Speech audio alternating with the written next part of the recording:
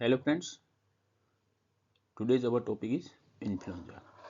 Topic start करने से पहले देख ले कि इसकी पीडीएफ का जो लिंक है वो डिस्क्रिप्शन में अवेलेबल है, वहाँ से आप नोट्स को डाउनलोड कर सकते हो, देख सकते हो।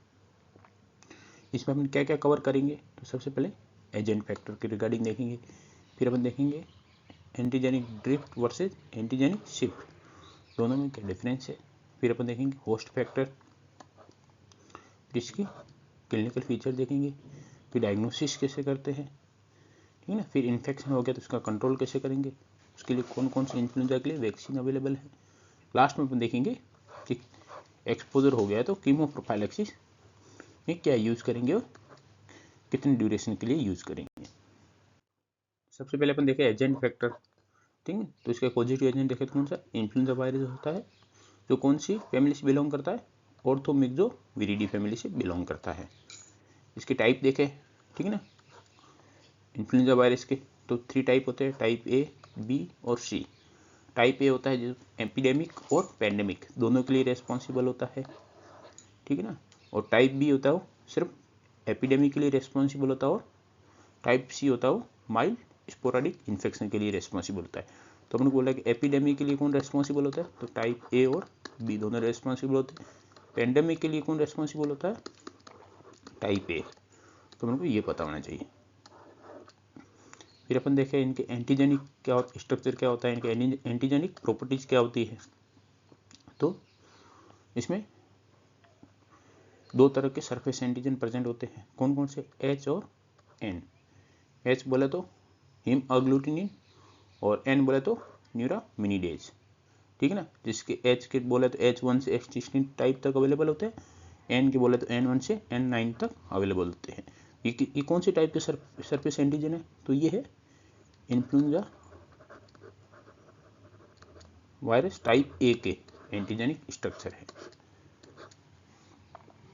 फिर अपन बात करें इंडिया में कि मोस्ट कॉमन कौन सा सीरोटाइप प्रेजेंट है, तो वो है H1N1, ठीक है ना, एच मतलब haemagglutinin, N means neuraminidase, ठीक। अदर टाइप कौन से, H3N2 influenza type B virus, ये अदर टाइप है वो अवेलेबल है। मोस्ट कॉमन देखे अपन इंडिया में तो H1N1, जिसको अपन क्या बोलते, दूसरा नाम क्या है इसका, स्वाइन फ्लू, ठीक है ना। इसके रिगार्डिंग अपन आगे देखेंगे। अपने एंटीजेनिक स्ट्रक्चर की बात की, उसमें यदि म्यूटेशन हो जाए, ठीक है ना, तो उसको में क्या हो सकता है, 2 टाइप के म्यूटेशन हो सकते हैं, एक जिसकी वजह से ड्रिफ्ट भी हो सकता है, एंटीजेनिक ड्रिफ्ट, और म्यूटेशन से शिफ्ट भी हो सकता है, जिसको क्या बोलते हैं एंटीजेनिक शिफ्ट। इन दोनों में क्या डिफरेंस होता है, ठीक है ना, ये अपन को बताना चाहिए, ठीक है ना। तो अपन इसमें देखें शिफ्ट में, तो शिफ्ट कहाँ से स्टार्ट, एस से स्टार्ट होता है, ठीक है ना। तो अपन इसमें क्या देखेंगे कि जो भी इसमें म्यूटेशन होगा उसमें न्यू स्टार्टिंग होगी, ठीक है ना, अपन को ये पता होना चाहिए बस। ऐसे अपन क्या रखें, स्टार्टिंग, न्यू स्टार्टिंग होगी, ठीक है ना। तो इसमें देखे माइनर चेंज होगा, विथ इन सब टाइप होगा। जैसे अपन को एग्जांपल लेते हैं H3N3, ठीक है ना, तो इसमें कोई म्यूटेशन हुआ, ठीक है ना, इसी का दूसरी फॉर्म बन गई, पर विथ इन सब टाइप हुआ, ठीक है ना, इसी के अंदर हुआ, और इसका ओवरऑल जो स्ट्रक्चर वो सेम रहेगा। इसमें अपन बात करें H3N3 था, ठीक है ना, उसमें H3N2 बन गया, मीन्स न्यू सब टाइप का ओरिजिन हो गया। इसको क्या बोलते हैं अपन, एंटीजेनिक शिफ्ट के न्यू स्टार्टिंग, अपन ट्रिक से याद करते हैं, न्यू स्टार्टिंग होगी मीन्स न्यू सब टाइप क्रिएट हो गया। और ये विथ इन सब टाइप है, तो इसको कैसे हो सकता है, पॉइंट म्यूटेशन के किसी भी पॉइंट पे हुआ है, इसी वजह से सब टाइप चेंज नहीं हुआ है, विथ इन सब टाइप चेंजेज हुए हैं। इसमें अपन देखें, ठीक है ना, exchange of the gene segment, के पूरा पूरा जीन सेगमेंट है वो एक्सचेंज हो गया। जैसे H3N2 से क्या बन गया, H3N3 से क्या बन गया, H3N2 बन गया। तो इसमें पूरा पूरा सेगमेंट है वो एक्सचेंज हो गया, जीन सेगमेंट। और अपन ड्रिफ्ट किस में होता है, ठीक है ना, तो ड्रिफ्ट अपन देखे, ठीक है, ड्रिफ्ट अपन यूं लिखे, ठीक है ना, तो ड्रिफ्ट में डी आता है, तो डी से अपन 2 याद कर सकते हैं, ठीक है ना। तो ड्रिफ्ट है ये टाइप 1, टाइप ए और टाइप बी सब टाइप दोनों में होता है। और शिफ्ट की बात करें अपन, ठीक है ना, तो शिफ्ट से अपन क्या याद कर सकते हैं, सिंगल, ठीक है ना। तो सिंगल सब टाइप कौन सा, इन्फ्लुएंजा ए सब टाइप में सिर्फ अक्कर होता है ये। और इसकी वजह से क्या हो सकता है, ड्रिफ्ट की वजह से एपिडेमिक हो सकता है, और शिफ्ट की वजह से क्या हो सकता है, ठीक है ना, कोई पूरा का पूरा जीन सेगमेंट है वो एक्सचेंज हो गया जिसकी वजह से पेंडेमिक हो सकता है। तो ये अपन को पता होना चाहिए कि शिफ्ट किसके लिए रेस्पॉन्सिबल है, पेंडेमिक के लिए, और ड्रिफ्ट किसके लिए रेस्पॉन्सिबल है, एपिडेमिक के लिए। जैसे आप एग्जाम्पल की बात करें, ठीक है ना, कि H3N2 इसका क्या नाम था, ये फ्यूजन, ठीक है ना, इसको रिप्लेस कर दिया। इसका कब आया था एपिडेमिक, 2003 टू 2004 में, ठीक है ना। ये फ्यूजन H3N2 को रिप्लेस किसने कर दिया, ये पनामा H3N2। तो ये क्या हो गया, एक तरह से एंटीजेनिक ड्रिफ्ट हो गया कि इसके विथ इन सब टाइप चेंजेस आके, पर सब टाइप है वो चेंज नहीं हुआ, ओवरऑल सब टाइप चेंज नहीं हुए। अपन इसकी बात करें, ठीक है ना, कि H3N2 था, ठीक है ना, इसको ओवरऑल रिप्लेस किससे हो गया, H2N2 से। क्या पूरा पूरा सब टाइप है वो चेंजेस हो गया। ये कब हुआ था, इसका पेंडेमिक कब आया था, 1968 में, ठीक। तो ये अपना ऐसे दोनों के एग्जाम्पल हो गए, ड्रिफ्ट और शिफ्ट में। फिर अपन नेक्स्ट देखें कि रीजर्वर ऑफ द इन्फेक्शन कौन हो सकता है, एनिमल हो सकता है, बर्ड्स हो सकता है, बैट्स हो सकती है, इसमें पिग्स भी हो सकता है, ठीक है ना। तो 2009 में स्वाइन फ्लू का पेंडेमिक आया था, ठीक है ना, स्वाइन फ्लू पेंडेमिक, जिसमें इन्फेक्शन का ट्रांसमिशन हो रहा था, कहाँ से हो रहा, पिग से ह्यूमन में हो रहा था, ठीक है ना, इसलिए इसको क्या बोला गया था, स्वाइन फ्लू बोला गया था। तो उनको ये इसके रिजर्वर ऑफ द इन्फेक्शन हो गए। सोर्स ऑफ इन्फेक्शन की बात करें तो उसमें क्लिनिकल और सब क्लिनिकल केसेस होते, दोनों केसेस सोर्स ऑफ इन्फेक्शन का काम करते हैं। यदि सब क्लिनिकल केसेस प्रेजेंट है, इसका मतलब इसमें आइसबर्ग फिनोमिना का ये फॉलो करता है। फिर अपन पीरियड ऑफ कम्युनिकेबिलिटी की बात करें, ठीक है ना, तो इसमें कितना होता है, 1 to 2 days before to 1 to 2 days after the onset of the symptom. Symptom start होने के 1 से 2 दिन पहले से लेके 1 से 2 दिन बाद तक पीरियड ऑफ कम्युनिकेबिलिटी वो प्रेजेंट रहेगी। फिर अपन इंक्यूबेशन पीरियड की बात करें तो कितना होता है, 1 to 3 days। इसको होवर्स में भी पता होना चाहिए, ठीक है ना, ये भी पूछ सकते हैं कई बार, ठीक है ना। तो 18 to 72 आवर्स अपन को पता होना चाहिए, ये इसका इंक्यूबेशन पीरियड हो गया। फिर मोड ऑफ ट्रांसमिशन की बात करें तो मोस्ट कॉमनली किसके थ्रू होता है, ड्रॉपलेट इन्फेक्शन के थ्रू ट्रांसमिट होता है, ठीक ना, और एरोसोल के थ्रू भी हो सकता है। एरोसोल मीन्स ड्रॉपलेट न्यूक्लियाई, ठीक है ना, इसके थ्रू भी ये ट्रांसमिट हो सकता है। तो ये ड्रॉपलेट इन्फेक्शन क्या हो गया, डायरेक्ट मोड ऑफ ट्रांसमिशन हो गया, और एरोसोल क्या हो गया, indirect mode of the transmission हो गया। यदि डायरेक्ट मोड इनडायरेक्ट मोड आपको पढ़ना है, इसके लिए अपन ने वीडियो बना रखा है, dynamic of the infectious disease, उसमें सब कुछ कवर रखा है कि पीरियड ऑफ कम्युनिकेबिलिटी क्या होता है, इंक्यूबेशन पीरियड क्या होता है, क्वारंटाइन पीरियड क्या होता है, ठीक है ना, डायरेक्ट और इनडायरेक्ट मोड ऑफ ट्रांसमिशन क्या होता है, उसमें सब कवर कर रखा है, कैरियर वगैरह के रिगार्डिंग सब। फिर अपन बात करेंगे होस्ट फैक्टर की। तो अपन किसकी बात करें, अपन बात करें सीजनल इन्फ्लुएंजा की, ठीक। जो भी अपन ने अभी तक पढ़ा है वो किसके बारे में पढ़ा है, सीजनल इन्फ्लुएंजा के बारे में पढ़ा है, जो नॉर्मली हर सीजन में, विंटर सीजन में, तो कौन से सीजन में होता है मोस्ट कॉमनली इसका, ठीक है ना, केसेज इंक्रीज होते हैं, विंटर सीजन में इंक्रीज होते हैं। एज ग्रुप कौन सा अफेक्टेड हो सकता है, एनी एज ग्रुप, कोई भी एज ग्रुप है वो अफेक्टेड हो सकता है।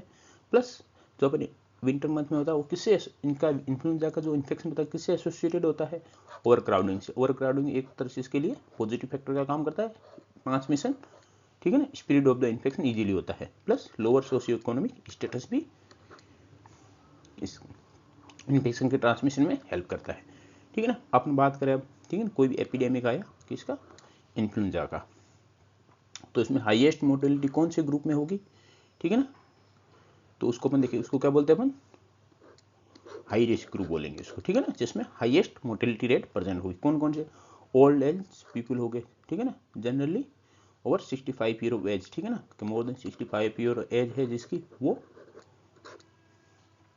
मोस्ट हाई रिस्क ग्रुप हो गए, ठीक है। चिल्ड्रन है जिनकी एज लेस देन 18 मंथ है, वो हाई रिस्क ग्रुप हो गए, ठीक है ना। जो किसी को क्रॉनिक इलनेस डिजीज है, जैसे डायबिटीज हो गया, क्रॉनिक हार्ट डिजीज हो गया, किडनी या रेस्पिरेटरी डिजीज हो गया, ये सब हाई रिस्क ग्रुप है जिसमें हाईएस्ट मोर्टेलिटी रेट हो सकती है during the epidemic of influenza.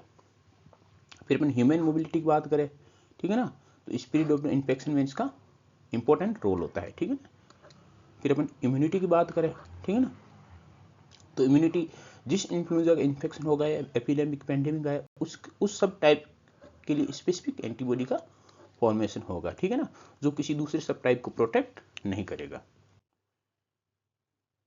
फिर अपन बात करें clinical feature of the influenza, ठीक है ना, सीजनल इन्फ्लुएंजा होता है, उसके क्लिनिकल फीचर क्या होते हैं कि फीवर होगा, सडन ऑनसेट होगा उसका, चिल्स प्रेजेंट होंगे, मेलाइज होगा, हेडेक होगा, ठीक है ना, सॉफ्ट थ्रोट होगा, उसमें कफ होगा, वो भी ड्राई टाइप का कफ प्रेजेंट होगा, प्लस रनी नोज प्रेजेंट होगा। कॉम्प्लिकेशन की बात करें तो मोस्ट लीथल कॉम्प्लिकेशन क्या है, वायरल निमोनिया, ठीक है ना, यदि वायरल इन्फेक्शन हो गया इन्फ्लुएंजा का तो उस टाइम सेकेंडरी बैक्टीरियल इन्फेक्शन भी हो सकता है, ठीक है ना, उसकी वजह से भी निमोनिया हो सकता है, पर वायरल निमोनिया ये मोस्ट लीथल कॉम्प्लिकेशन है, ठीक है ना, ये अपन को पता होना चाहिए। प्लस ओटाइटिस मीडिया हो सकता है, ठीक है ना, चाइल्ड ग्रुप एज ग्रुप में, और एक्जासेरेशन ऑफ सीओपीडिया अस्थमा का, ठीक है ना, अटैक आ सकता है इसमें। तो ये अपने इसके कॉम्प्लिकेशन हो गए। फिर अपन बात करें कि इसका डायग्नोसिस अपन कैसे कर सकते हैं इन्फ्लुएंजा का, ठीक है ना, तो यूजुअली क्लिनिकल डायग्नोसिस है कि इसका आउटब्रेक हो रखा है, ठीक है ना, तो सफिशिएंट है वो डायग्नोसिस करने के लिए। और लेबोरेटरी बात करें कंफर्मेशन के लिए आरटीपीसीआर कर सकते हैं, मोस्ट सेंसिटिव मेथड है ये। वायरल एंटीजन डिटेक्शन कर सकते हैं, जो मोस्ट रैपिड मेथड हो गया। फिर वायरल आइसोलेशन कर सकते हैं अपन किसमें, कल्चर में, एग या सेल कल्चर के थ्रू वायरल का आइसोलेशन कर सकते हैं वायरस का, ठीक है ना, वायरस के एंटीजन को डिटेक्शन कर सकते हैं, ये सबसे फास्ट मेथड है। और सबसे सेंसिटिव मेथड कौन सा हो गया, आरटीपीसीआर। फिर अपन देखेंगे इसका प्रिवेंशन एंड कंट्रोल कैसे कर सकते हैं अपन इन्फ्लुएंजा का, ठीक है ना, इसमें 3 वे के थ्रू कर सकते हैं। पहला इन्फ्लुएंजा इन्फेक्शन कंट्रोल कर सकते हैं, सेकंड इम्यूनाइजेशन कर सकते हैं, और थर्ड कीमो प्रोफाइलैक्सिस के थ्रू अपन कंट्रोल कर सकते हैं। तो हम सबसे पहले देखेंगे इन्फ्लुएंजा इन्फेक्शन कंट्रोल, ठीक है ना। एविडेंस क्या सजेस्ट करते हैं कि H1N1 का पेंडेमिक आया था, जिसको हम क्या बोलते थे, स्वाइन फ्लू, क्योंकि किससे ट्रांसमिट होता था, ठीक है ना, ह्यूमन को कहाँ से ट्रांसमिट होता था, पिग से, ठीक है ना, इसलिए इसको क्या बोलते थे, स्वाइन फ्लू बोलते थे, ठीक है ना। ये कब आया था, पेंडेमिक 2009 में, ठीक है ना।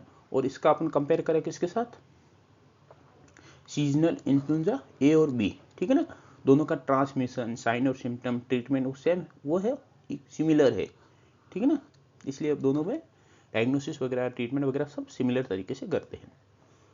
तो अपन देखें इसके की इन्फेक्शन कंट्रोल मेजर क्या क्या है, ठीक है ना। अपने बोला था सबसे पहले इन्फेक्शन कंट्रोल, इसके लिए कौन कौन से अपन पॉइंट है वो कवर करेंगे ताकि इसके इन्फेक्शन को कंट्रोल कर सकते हैं। सबसे पहले जनरल मेजर, ठीक है ना, हैंड हाइजीन प्रॉपर रखनी है, ठीक है ना, regular hand washing with soap and water और एल्कोहल बेस्ड सैनिटाइजर से, ठीक है ना। तो रेगुलर हैंड वॉशिंग रखनी ताकि अपन किसी भी कॉन्टामिनेटेड सरफेस को टच करते हैं तो वो वहाँ से इन्फेक्शन, ठीक है ना, कॉन्टामिनेटेड हैंड हो जाएंगे, फिर वो अपने तक ट्रांसमिट न हो, इसलिए अपन को रेगुलर हैंड वॉशिंग की जरूरत है, ठीक है ना। रेस्पिरेटरी एटिक्वेट की जरूरत है, जैसे माउथ और नोज को कवर करना है, ठीक है ना, व्हेन कफिंग एंड स्नीजिंग के टाइम, ठीक है ना। और यदि अपन किसी को इन्फ्लुएंजा हो रखा है तो घर पे ही रहे ताकि कम्युनिटी स्प्रेड को अपन प्रिवेंट कर सके, ठीक है ना। फेस मास्क यूज करना है, ठीक है ना, इसका क्या रोल होता है, to reduce the transmission during outbreak, during यदि किसी को इन्फेक्शन हो रखा है तो किसी और अदर पर्सन को इन्फेक्शन ट्रांसमिशन को रिड्यूस कर सकता है, प्रिवेंट कर सकता है, इसलिए फेस मास्क का भी जरूरी है, हैंड वॉशिंग जरूरी है, फेस मास्क जरूरी है, घर पे रहना है, प्लस स्नीजिंग और कफिंग के टाइम पे आपको कवर करना है माउथ को, ठीक है ना, माउथ और नोज को कवर करना है। फिर नेक्स्ट देखें अपन कि हेल्थ केयर सेटिंग मेजर क्या क्या कर सकते हैं अपन, ठीक है ना। तो उसमें standard precaution for the all patient, ठीक है ना, जितने भी पेशेंट हैं उनके लिए जो भी स्टैंडर्ड प्रिकॉशन उनको फॉलो करें, जैसे अपन एरोसोल जेनेटिक प्रोसीजर, जैसे ब्रोंकोस सैंपल लेते हैं, ठीक है ना, ब्रोंकोस्कोपी के थ्रू इंट्यूबेशन करते हैं उन पेशेंट में, तो उस टाइम N95 रेस्पिरेटर मास्क आता है उसका यूज करें, plus gloves, gown, face shield, ठीक है, इन सब का यूज करें, हम क्या बोलते हैं पीपीई किट, ठीक है, पर्सनल प्रोटेक्शन इक्विपमेंट, इसका यूज करें, ठीक है। यदि कोई कंफर्म केस है उसके लिए, ठीक है ना, maintain the isolation precaution maintain करें उसके लिए, plus environmental cleaning with the disinfected effective against the influenza, ठीक है ना। तो ये हो गया हेल्थ केयर सेटिंग मेजर हो गया। फिर अपन देखें कम्युनिटी लेवल पे अपन क्या मेजर कर सकते हैं जिसके थ्रू अपन इन्फ्लुएंजा इन्फेक्शन को कंट्रोल कर पाए, ठीक है ना। तो वैक्सीन को प्रमोट करेंगे, early diagnosis and awareness create करेंगे कम्युनिटी में, प्लस उनको अवेयर करेंगे कि avoid the close contact with the infected individual. High risk group है, ठीक है, उनको एनकरेज करेंगे। जैसे हाई रिस्क ग्रुप कौन से हो गए? प्रेग्नेंट वुमेन हो गया, ठीक है, एल्डरली ग्रुप हो गया, क्रॉनिक डिजीज पेशेंट हो गए, ठीक है ना। तो उनको बोलेंगे अपन, ठीक है ना, ट्रीटमेंट केयर है वो टाइमली ले, ताकि डिजीज को कंट्रोल कर सके और स्प्रेड और इन्फेक्शन को भी अपन कंट्रोल कर पाए। फिर अपन देखें सेकंड नंबर पे क्या है, सब फर्स्ट नंबर पर इन्फेक्शन को कंट्रोल कैसे कर सकते हैं ये देखा। सेकंड नंबर पर अपन क्या देखेंगे, इन्फ्लुएंजा वैक्सीन के रिगार्डिंग देखेंगे। तो अपन देखें कि इन्फ्लुएंजा वैक्सीन, ठीक है ना, नॉर्मल क्या इंडिकेशन है, जिनके नॉर्मल इसके क्या इंडिकेशन है जिनमें अपन को इन्फ्लुएंजा वैक्सीन की रिक्वायरमेंट होती है। तो वो सबसे पहले अपन देखेंगे रिकमेंडेड ग्रुप, ठीक है ना, प्रेग्नेंट वुमेन, ठीक है ना, यदि आउटब्रेक के टाइम प्रेग्नेंट वुमेन रिस्क है तो उसको अपन इन्फ्लुएंजा वैक्सीन दे सकते हैं, ठीक है ना। चिल्ड्रन 6 मंथ टू 5 ईयर या एल्डरली एज ग्रुप है मोर देन 65 एज ग्रुप, उसमें रिकमेंडेड कर सकते हैं। Person with the chronic disease के, कोई भी अडल्ट है जिसको क्रॉनिक डिजीज है तो उसमें अपन इन्फ्लुएंजा वैक्सीन का यूज़ कर सकते हैं, प्लस हेल्थ केयर वर्कर, ठीक है ना। तो ये सब है रिकमेंडेड एज ग्रुप है जिसमें अपन इन्फ्लुएंजा वैक्सीन की रिक्वायरमेंट होती है। तो अपन type of the influenza vaccine देखें तो दो टाइप होती है, एक इनएक्टिवेटेड होता है, एक लाइव अटेन्यूएटेड फॉर्म होता है। तो सबसे पहले अपन देखेंगे इनएक्टिवेटेड इन्फ्लुएंजा वैक्सीन, इसको अपन क्या यूज करेंगे, IIV। तो मोस्ट कॉमनली यूज किया जाता है, ठीक है ना, मोस्ट प्रिफरेबल या मोस्ट कॉमनली कौन सा यूज किया जाता है, IIV, इनएक्टिवेटेड इन्फ्लुएंजा वैक्सीन, जो मोस्ट कॉमनली यूज किया जाता है। अब इसमें करंटली अपन देखें तो इसकी दो फॉर्म में प्रेजेंट है, एक ट्राईवैलेंट में प्रेजेंट है, एक क्वाड्रीवैलेंट प्रेजेंट है। ट्राईवैलेंट की बात करें, ठीक है ना, तो उसमें दो टाइप के वायरस होते हैं, टाइप ए और टाइप बी। तो ट्राईवैलेंट में टाइप ए वायरस के दो स्ट्रेन प्रेजेंट होते हैं, कौन कौन से, H1N1 और H3N2। और टाइप बी वायरस की बात करें उसका एक स्ट्रेन प्रेजेंट होता है। तो टोटल 3 स्ट्रेन हो गए। क्वाड्रीवैलेंट की बात करें तो टाइप ए वायरस के भी दो स्ट्रेन प्रेजेंट होते हैं, टाइप बी वायरस के भी दो स्ट्रेन प्रेजेंट होते हैं, टोटल 4 स्ट्रेन हो गए। तो ये क्वाड्रीवैलेंट टाइप हो गया। फिर अपन बात करें कि, ठीक है ना, इसमें क्या होता है, जो भी इन्फ्लुएंजा वायरस होता है इसमें एंटीजेनिक शिफ्ट और ड्रिफ्ट रेगुलर बेसिस पे होता रहता है, ठीक है ना। तो WHO एवरी ईयर रिकमेंडेड करता है, ठीक है ना, कोई चेंजेस है, कुछ भी चेंजेस करना है वो WHO के थ्रू अपडेट होता है, रिकमेंडेड होता है, उसी अकॉर्डिंग फिर अपडेशन दिया जाता है। रूट कौन सा होता है इनएक्टिवेटेड इन्फ्लुएंजा वैक्सीन का, IM भी दे सकते हैं अपन, ID मीन्स इंट्राडर्मल इंजेक्शन के थ्रू भी दे सकते हैं। फिर डोज की बात करें तो पीडियाट्रिक डोज कितनी है इसकी, 0.25 ml, अडल्ट डोज कितनी है, 0.5 ml, ठीक है ना। तो पीडियाट्रिक में हाफ डोज यूज करते हैं, अडल्ट में फुल डोज यूज करते हैं। फिर अपन वैक्सीन के इफेक्टिवनेस की बात करें, ठीक है ना, तो highest effective among the adult and older children, कितना परसेंट इफेक्टिव होता है, 60% इफेक्टिवनेस होती है, ठीक है ना, ओल्डर चिल्ड्रन और अडल्ट एज ग्रुप में। तो ऐसा कौन सा एज ग्रुप है जिसमें इसकी इफेक्टिवनेस लोअर होती है, तो अपन बात करें एल्डरली एज ग्रुप हो गया, प्लस वेरी यंग चिल्ड्रन जिनकी एज लेस देन 2 ईयर्स है, उनमें इफेक्टिवनेस होती है लोअर होती है, प्लस इम्यूनो कॉम्प्रोमाइज पर्सन है उसमें भी इफेक्टिवनेस लोअर होती है। तो उनमें क्यों यूज़ करते फिर अपन इन्फ्लुएंजा वैक्सीन का यूज़ करने का क्या मतलब है, तो उसका, ठीक है ना, जो इफेक्टिविटी वो लो होती है, फिर भी वो disease severity of the disease और कॉम्प्लिकेशन ऑफ डिजीज है उसको रिड्यूस कर देता है, ठीक है ना। फुली प्रिवेंट नहीं कर सकता डिजीज को, फिर भी कॉम्प्लिकेशन और सीवियरिटी ऑफ द होती है ना इन्फ्लुएंजा वैक्सीन वायरस की, उसको रिड्यूस कर देता है। इसलिए अपन ये हाई रिस्क ग्रुप मानते हैं, इसमें अपन यूज कर देते ताकि यदि इन्फेक्शन हो भी जाए इनमें तो कॉम्प्लिकेशन कम हो और सीवियरिटी ऑफ डिजीज है वो कम हो। वैक्सीनेशन देने के बाद कितने टाइम में इसका वैक्सीन इफेक्टिव हो जाता है, आफ्टर 14 डेज। और अपने क्या बात की थी कि इसकी इंक्यूबेशन पीरियड कितना होता है, 1 to 3 डेज, ठीक है।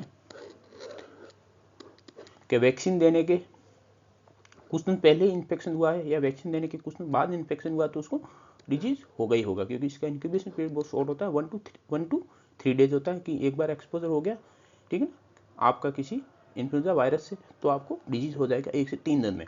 और वैक्सीन को एक्टिवेट होने में, प्रोटेक्शन प्रोवाइड करने में 14 डेज का टाइम लगता है। और इम्यूनिटी बात करें अपन, इसकी इम्यूनिटी कितनी रहती है, 6 to 12 मंथ तक रहती है। किस अपन ने जो भी वैक्सीन दिया इसलिए हमेशा ये कहा जाता है कि अपन देखेंगे कि इसकी डोजेज होती है वो एनुअली यूज़ करनी पड़ती है, ठीक है ना, क्योंकि इसका इम्यूनिटी टाइम होता है वो 6 to 12 मंथ का होता है। तो अपन डोजेज की बात करें कि एडल्ट एज ग्रुप के, जिसकी एज ग्रुप 9 ईयर्स या मोर देन 9 ईयर है, ठीक है ना, उस एज ग्रुप में अपन सिंगल डोज एनुअली यूज़ करेंगे लाइफ लॉन्ग, तो वो इन्फ्लुएंजा के इन्फेक्शन से हमेशा प्रोटेक्शन प्रोवाइड करेगी।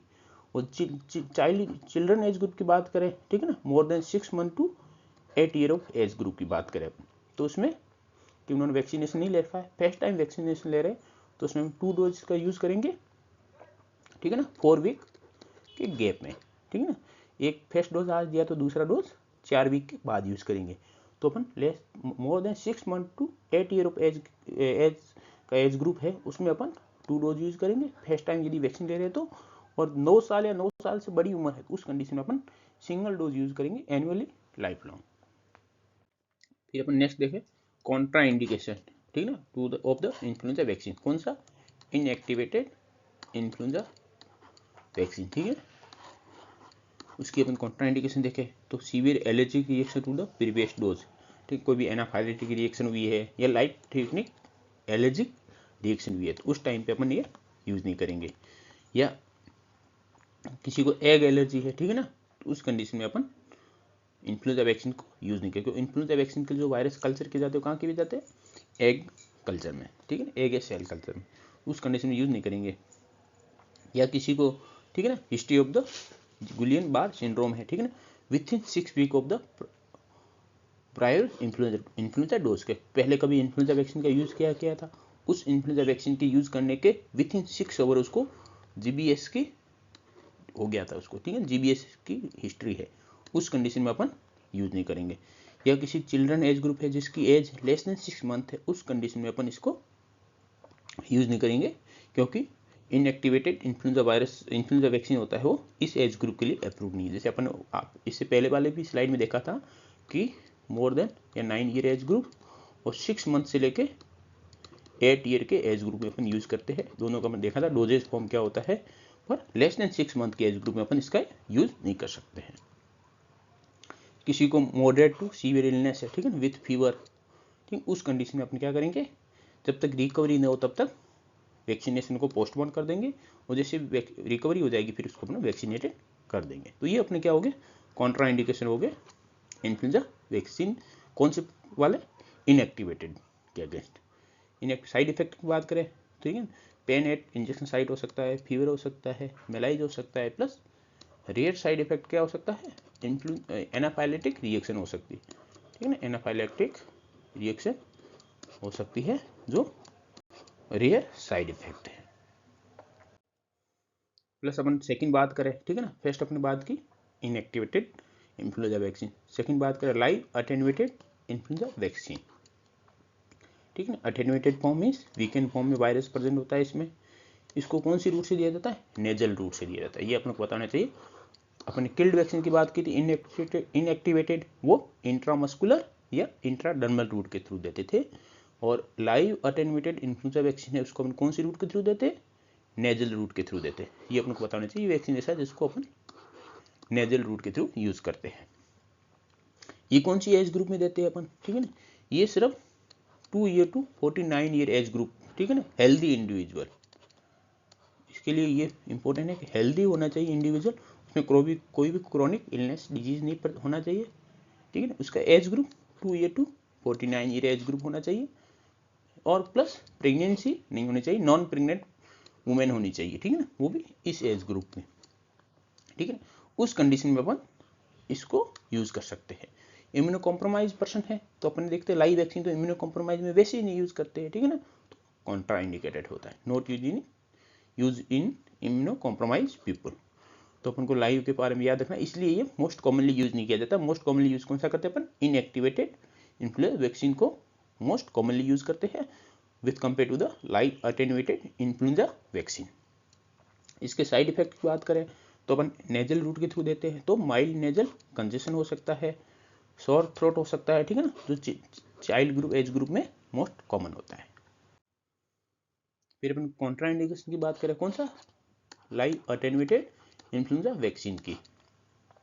तो children younger than age group, अपने कौन से एज ग्रुप में बात किया था, 2 to 49 ईयर एज ग्रुप में यूज करते हैं। तो यंगर देन 2 ईयर नहीं यूज करेंगे अपन, और पर्सन ओल्डर 50 ईयर और एज और ओल्डर, इस एज ग्रुप में भी अपन इसका यूज नहीं करेंगे। यदि किसी को क्रॉनिक मेडिकल कंडीशन है, ठीक है ना, पल्मोनरी क्रोनिक पल्मोनरी डिजीज है, कार्डियोवैस्कुलर कंडीशन, उस कंडीशन में भी अपन इसका यूज नहीं करेंगे। यदि कोई चिल्ड्रन या एडोलेसेंट है, ठीक है ना, एस्पिरिन की थेरेपी ले रहा है, ठीक है ना, उस कंडीशन में अपन इसको अवॉइड करेंगे, क्योंकि इसकी वजह से क्या हो सकता है, रे सिंड्रोम हो सकता है, ठीक है, क्योंकि वैक्सीन में क्या प्रेजेंट होता है, wild type influenza virus present होता है, इसकी वजह से रे सिंड्रोम हो सकता है इनमें, तो ये अवॉइड करेंगे अपन जो एस्पिरिन थेरेपी पे है।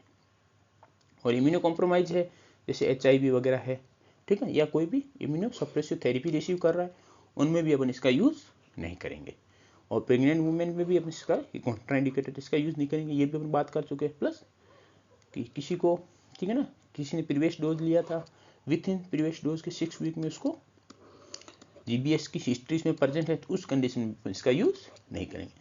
तो ये कॉन्ट्राइंडिकेशन हो गए, इसका यूज से भी ज़्यादा इसके कॉन्ट्राइंडिकेशन, इसलिए इसको अपन मोस्ट कॉमनली यूज नहीं करते हैं। फिर नेक्स्ट पॉइंट क्या अपना, ट्रीटमेंट ऑफ द इन्फ्लुएंजा, ठीक है ना। अपने पहले क्या बात की, इन्फ्लुएंजा इन्फेक्शन को कंट्रोल कैसे करेंगे, सेकंड क्या है, इन्फ्लुएंजा वैक्सीन कौन कौन से, थर्ड है अपन इन्फ्लुएंजा इन्फेक्शन को ट्रीटमेंट कैसे कर सकते हैं, ठीक है ना। तो सबसे पहले अपन जनरल मैनेजमेंट कर सकते हैं कि अपना सिम्टोमेटिक ट्रीटमेंट कर सकते हैं, ठीक है ना। इससे मोस्ट ऑफ द पीपल जिनको इन्फेक्शन हो रखा है वो रिकवर हो जाते हैं। इसमें क्या अपन यूज़ करते हैं, एंटीपायरेटिक यूज़ करते हैं, जैसे PCM वगैरह हो गया, हाइड्रेशन प्रॉपर रखते हैं, ठीक है ना, ओरल या IV रूट के थ्रू हाइड्रेशन अपन प्रॉपर रखते हैं, रेस्ट प्रॉपर होती है, तो इससे मैक्सिमम केसेज जब रिकवर हो जाते हैं। जिनमें डिजीज और प्रोग्रेसिव होता है उसमें अपन क्या यूज़ करते हैं, एंटीवायरल थेरेपी यूज़ करते हैं, ठीक है ना। यदि अपन विद इन 40 आवर स्टार्ट कर दे, ठीक है ना, सिम्टम ऑनसेट होने के बाद, तो मोस्ट इफेक्टिव फॉर्म होती है कि इसकी इफेक्ट है वो डिजीज को, मोस्ट सीवियर डिजीज को सप्रेस कर देंगे। कौन सी मेडिसिन यूज करते हैं, ओसेल्टामिविर, ठीक है ना। तो ओसेल्टामिविर क्या है, ड्रग ऑफ द चॉइस, ठीक है ना, कौन सी, ओसेल्टामिविर, ठीक है ना, ड्रग ऑफ द चॉइस है। तो ये अपन को बताना चाहिए, इन्फ्लुएंजा के लिए ड्रग ऑफ चॉइस कौन सी है, ओसेल्टामिविर, ठीक है। इसको अपन क्या बोलते हैं, टेमीफ्लू भी बोल सकते हैं। और रिकमेंडेड डोज की बात करें, एडल्ट में इसकी कितनी डोज यूज करते हैं, 75 mg twice daily BD for 5 days, ठीक है ना। तो ये अपना हो गया। अपन किसकी बात करें, ट्रीटमेंट की बात करें, कीमोप्रोफाइलैक्सिस की, ठीक है ना, ड्यूरेशन और टाइमिंग है वो अलग होगी, बट अपन ट्रीटमेंट की बात करें तो BD फॉर 5 days, डोज कितनी होगी, 75 mg। फिर अपन बात करें एज, अपन जैसे अपन एडल्ट के लिए रिगार्डिंग बात की, एडल्ट एज ग्रुप के लिए डोज कितनी यूज करेंगे अपन, 75 mg, ठीक है ना, BD फॉर 5 days, ठीक है। तो अपन हम क्या करेंगे, चाइल्ड एज ग्रुप के लिए बात करेंगे और इन्फेंट के लिए बात करेंगे। इसमें सिर्फ किस में चेंज आएगा, डोज में चेंज आएगा, बाकी ये BD देंगे और 5 days के लिए देंगे, ये अपना सबके लिए सेम रहेगा, ठीक है ना। इसमें कोई चेंजेस किसी भी एज ग्रुप के लिए नहीं है, सिर्फ डोज का चेंजेस है। चाइल्ड एज ग्रुप की बात करें, ठीक है ना, 1 year to 12 year, ठीक है ना, एज ग्रुप के चाइल्ड की बात करें तो इसमें अपन कैसे ट्रिक से याद कर सकते हैं, ठीक है ना। तो इस एज ग्रुप में अपन क्या है, वेट के बेसिस पे डोज डिसाइड करेंगे, ठीक है ना, बॉडी वेट के बेसिस पे डोज डिसाइड करेंगे, ठीक है ना। तो अपन को इसमें इसे याद कर, पहले डोज याद कर लेते हैं कि 30 mg, 45 mg, 60 mg और 75 mg, ठीक है ना, कि 15 के गैप में डोज यूज करते हैं, ठीक है ना। तो 30 mg किसमें अपन डोज, अपन क्या करेंगे इसमें कि डोज को डिवाइड कर देंगे 2 से, ठीक है ना, जो वैल्यू आएगी वो उसके वेट के अराउंड होगी। तो अपन ऐसे याद कर सकते हैं वेट कैटेगरी को, कि जैसे अपने 30 mg डोज यूज कर रहे, इसको 2 से डिवाइड किया तो कितना आया, 15, तो लेस देन 15 kg वेट है, उसके लिए अपन कितनी डोज यूज करेंगे, 30 mg, ठीक है ना। फिर 45 mg किसके लिए यूज करेंगे, उसको 2 से डिवाइड किया तो कितना आया, 22 या 23। तो 45 mg अपने कौन से वेट ग्रुप के लिए यूज करेंगे, 15 to 23 वेट kg है उस ग्रुप के लिए एज ग्रुप के लिए अपने यूज करेंगे जिनका वेट 15 to 23 kg के बीच में है। फिर अपन 60 mg की बात करें, इसको अपन 2 से डिवाइड करिए तो कितना है 30, तो 30 के प्लस माइनस रेंज देखे अपन 24 to 40 kg जिसका वेट है, ठीक, इस रेंज में वेट है, उसके लिए अपन कितना यूज करेंगे डोज 60 mg। फिर 75 को अपन 2 से डिवाइड करें तो कितना आता है अराउंड 38, ठीक है ना, 37 38, ठीक है। तो 75 mg किसके लिए यूज करेंगे अपन मोर देन, ठीक है ना, 40 kg जिसका वेट है उसके लिए अपन कितने यूज करेंगे 75 mg जो अपन एडल्ट के लिए यूज करते हैं। फिर अपन बात करें इन्फेंट के लिए, तो इन्फेंट को अपन 3 ग्रुप में डिवाइड करेंगे, 0 to 1 month age group, 1 month to 3 month age group और more than 3 month to 12 month age group, ठीक है ना। यदि 0 to 1 month है उसके लिए कितनी डोज यूज करेंगे, ठीक है ना, इसकी अपन डबल कर देंगे, 1 का 2 कर देंगे, ठीक है ना, तो 2 mg पर kg, ठीक है ना। और more than 3 month to 12 month की एज है तो उसके लिए कितना यूज करेंगे, ठीक है ना, 3 आ गया यहाँ से अपन 3 से याद, मोर देन 3 month है तो 3 mg पर kg। और बीच वाला ग्रुप है, ठीक है ना, जो more than 1 month to 3 month वाला, इसके लिए अपने कितनी यूज करेंगे 2.5 mg पर kg। तो ये अपना हो गया यहाँ पे ट्रीटमेंट। और अपन बात करें जानामीविर, ये कब यूज कर सकते हैं अपन, जब ओसेल्टामेविर का अपन कॉन्ट्राइंडिकेशन या रेजिस्टेंट आ गया है, उस कंडीशन में अपन अल्टरनेटिव फॉर्म यूज क्या करेंगे जानामीविर। इसको कौन सी रूट के थ्रू देते हैं, इनहेलेशनल रूट के थ्रू देते हैं। तो जो भी अपने रेस्पिरेटरी डिजीज होंगे जैसे अस्थमा हो गया, किसी को सीओपीडी है, ठीक है, अपनी कौन सी रूट से दे रहे हैं, इनहेलेशनल रूट के थ्रू दे रहे हैं। तो अस्थमा या सीओपीडी की कंडीशन में क्या करवा सकता है, ब्रोंकोस्पाज्म की रिस्क हो सकती है, इसलिए वहां पे इन कंडीशन में जानामीविर कॉन्ट्राइंडिकेटेड है। ट्रीटमेंट हो गया अपना। नेक्स्ट क्या अपना कीमोप्रोफाइलेक्सिस, ठीक है ना। तो कीमोप्रोफाइलेक्सिस के लिए अपन ड्रग ऑफ चॉइस की बात करें, इसमें ड्रग ऑफ चॉइस क्या है, ओसेल्टामीविर ड्रग ऑफ चॉइस है, ठीक है ना, ठीक है ना। तो इसके लिए अपन कीमोप्रोफाइलेक्सिस यूज करते हैं हेल्थ केयर पर्सनल्स के लिए, ठीक है ना। Close contact of the suspected probable या confirmed case of the pandemic influenza जैसे H1N1, ठीक है ना, H1N1 जो 2009 में आया था, इसका कोई भी यदि, ठीक है ना, सस्पेक्टेड प्रोबेबल या कंफर्म केसेस से कॉन्टैक्ट हो गया हो, या हेल्थ पर्सनल, ठीक है ना, हेल्थ केयर पर्सनल हो गया, तो इनके लिए अपन कीमोप्रोफाइलेक्सिस का यूज करते हैं। तो ये कितने टाइम के लिए देते हैं, आफ्टर लास्ट एक्सपोजर के 10 डेज के लिए। तो अपन को बताना चाहिए 10 डेज, अपने वहाँ कितना पड़ा था ट्रीटमेंट में 5 डेज या 10 डेज हो गया। और वहाँ पे डोज पर डे कितनी यूज करते थे, बीडी यूज करते थे। यहाँ कीमोप्रोफाइलेक्सिस में कितने करेंगे अपन, ओडी यूज करेंगे, ठीक है ना। तो ये अपन को यहाँ पे याद रखना कीमोप्रोफाइलेक्सिस में। अपन इसकी बात करें, ठीक है ना, डोज की बात करें, ठीक है, तो अडल्ट डोज कितनी हो गई 75 mg, ठीक है ना, फॉर ओडी फॉर 10 डेज, ठीक है। यदि चाइल्ड एज ग्रुप की बात करें 1 to 12 ईयर जिनका वेट लेस देन 15 kg है तो 30 mg। तो अपने वही सेम हो गया, ट्रीटमेंट वाली डोज कैटेगरी है वो सेम हो गई 30, 45, 60 और 75, ये अपने से याद कर सकते सीक्वेंस में। फिर अपन डोज का हाफ कर देंगे तो वो एज ग्रुप हो जाएगा, ठीक है ना, उनका वेट के according age group weight group हो जाएगा, ठीक है ना, कि 30 mg डोज है उसका वेट ग्रुप क्या हो गया लेस देन 15, 45 का अपन हाफ कर देंगे तो 23 आ जाएगा, तो वेट ग्रुप क्या हो गया 15 to 23 वेट ग्रुप। 60 mg का हाफ कर देंगे तो अराउंड 30, तो 30 प्लस माइनस अपन इंक्लूड कर लेंगे कि 24 to 48 वेट ग्रुप हो गया, kg वेट ग्रुप हो गया। 75 का हाफ कर देंगे तो 37 38 होता है, तो 40 more than 40 kg weight group हो गया। तो ये अपन ऐसे याद कर सकते हैं। फिर अपन इन्फेंट की बात करें, ठीक है ना, तो इन्फेंट में अपन लेस देन 3 मंथ की बात करें, ठीक है ना, क्रिटिकल कंडीशन में रिक्वायरमेंट होती है, नॉर्मली कंडीशन में इसका यूज नहीं करते हैं। 3 to 5 मंथ की एज ग्रुप की बात करें तो डोज कितनी होती है 20 mg। 6 to 12 मंथ की अपन बात करें एज ग्रुप की, ठीक है ना, तो डोज कितनी होगी इसकी 25 mg, ठीक है। और अपन कीमोप्रोफाइलेक्सिस कितने टाइम के लिए देना है 10 डेज के लिए देना है।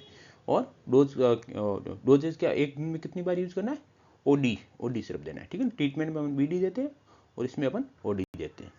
Thank you for your patience and watching.